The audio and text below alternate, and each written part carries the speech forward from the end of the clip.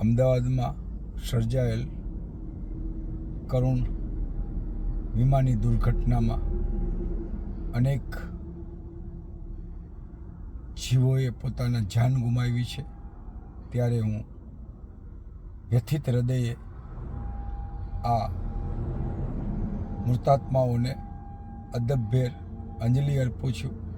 સાથોસાથ ગુજરાતના પૂર્વ મુખ્યમંત્રી શ્રી આદરણીય શ્રી વિજયભાઈ રૂપાણી પણ આ વિમાન દુર્ઘટનાનો ભોગ બન્યા છે અને તેમના દેહ વિલયથી મેં ભારે મોટો આઘાત અનુભવ્યો છે.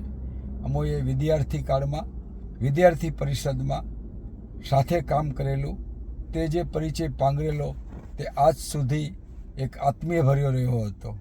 શ્રી વિજયભાઈના અકાળે જીવનદીપ બુજાવવાથી ગુજરાતના જાહેર જીવનમાં એક ભારે મોટો ખાલીપો ઊભો થયો છે.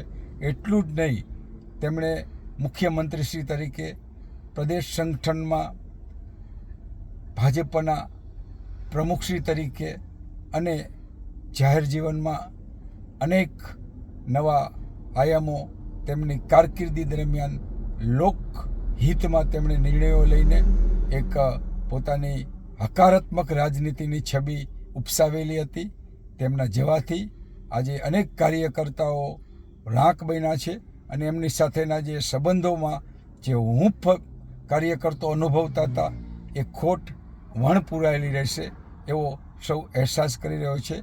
પરમાત્માને પ્રાર્થના કરું છું કે આ મૃતાત્માઓ તેમજ વિજયભાઈના દિવ્ય આત્માને પરમ શાંતિ અર્પે અને તેમના પરિવારજનોને આ વ્યથા સહન કરવાની પ્રભુ શક્તિ અર્પે.